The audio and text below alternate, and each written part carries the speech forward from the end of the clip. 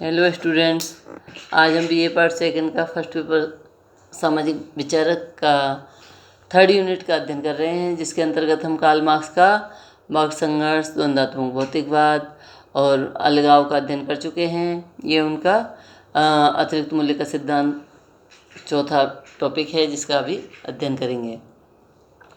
इसके अंतर्गत आज हम अध्ययन करेंगे कि अतिरिक्त मूल्य का सिद्धांत का अर्थ क्या है, उसके प्रकार कौन कौन से हैं और अतिरिक्त मूल्य के कारण क्या क्या हैं।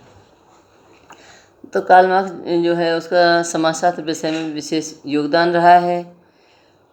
उन्होंने जो है समाज की व्याख्या की है, उसका मूल आधार अतिरिक्त मूल्य है। इनके अनुसार अतिरिक्त मूल्य का अर्थ यह है कि किसी भी वस्तु के निर्माण में जितना खर्च आता है और खर्चे की तुलना में जितना अधिक मूल्य में वह वस्तु बेची जाती है, उसके बीच का जो अंतर है उसे अतिरिक्त मूल्य का सिद्धांत कहेंगे। इसको जो है उन्होंने एक उदाहरण के द्वारा भी स्पष्ट किया है कि एक कुर्सी के निर्माण में निम्न मदों के अंतर्गत खर्चा किया जाता है। मान लीजिए 4 रुपये की लकड़ी लगी, 2 रुपये की कील, बढ़ई को कुर्सी बनाने के लिए 10 रुपये दिए गए। इसके अतिरिक्त कुर्सी के निर्माण के लिए पूंजीपति ने स्थान और वित्तीय व्यवस्था में 2 रुपये खर्च किए।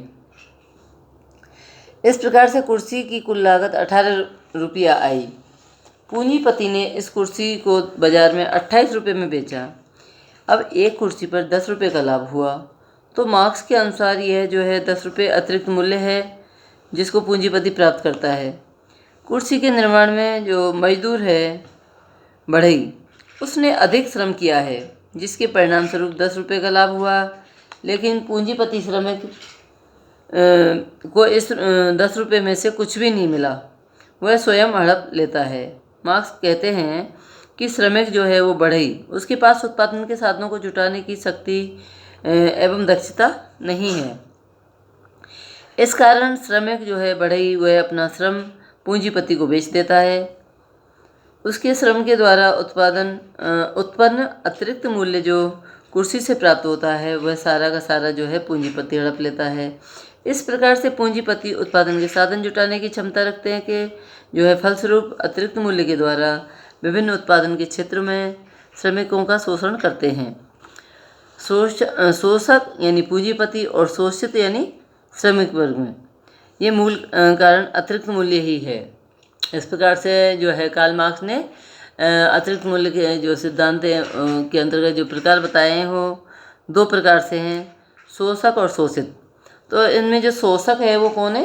पूंजीपति। और शोषित श्रमिक वर्ग है।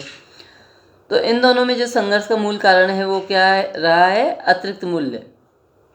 इस प्रकार से कार्ल मार्क्स ने इसको अतिरिक्त मूल्य का सिद्धांत स्पष्ट किया है। मार्क्स कहते हैं कि अतिरिक्त मूल्य ही पूंजीपति व्यवस्था की सारी जो है बुराई हैं उनका मूल कारण रहा है। इसी क्रम में जो है विभिन्न कालों में शोषक के रूप में मालिक, स्वामी, जमींदार, बुर्जुआ, पूंजीपति आदि किसी न किसी रूप में जो है श्रमिक का शोषण होता रहा है।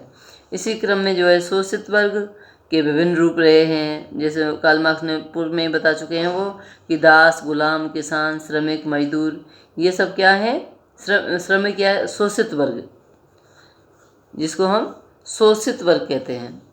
तो कार्ल मार्क्स ने दूसरा वर्ग जो बताया वो शोषक वर्ग, जिनमें पूंजीपति वर्ग है।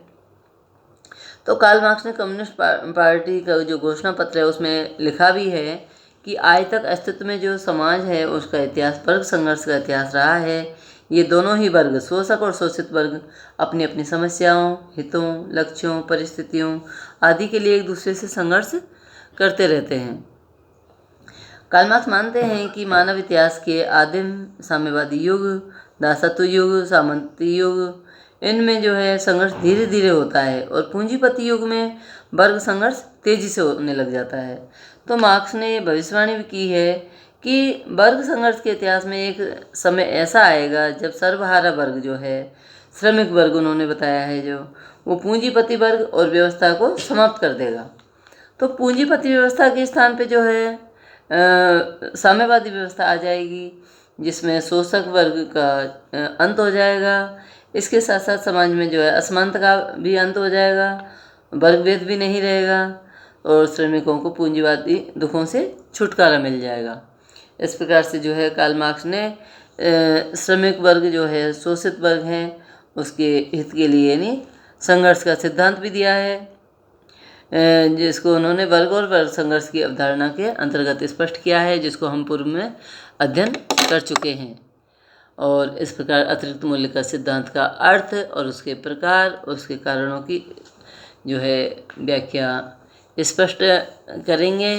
और अगर फिर भी किसी को जो है इसके कुछ अतिरिक्त मूल्य में कुछ संशय है यानी संदेह है, कुछ पूछना हो तो आप लोग पूछ सकते हैं।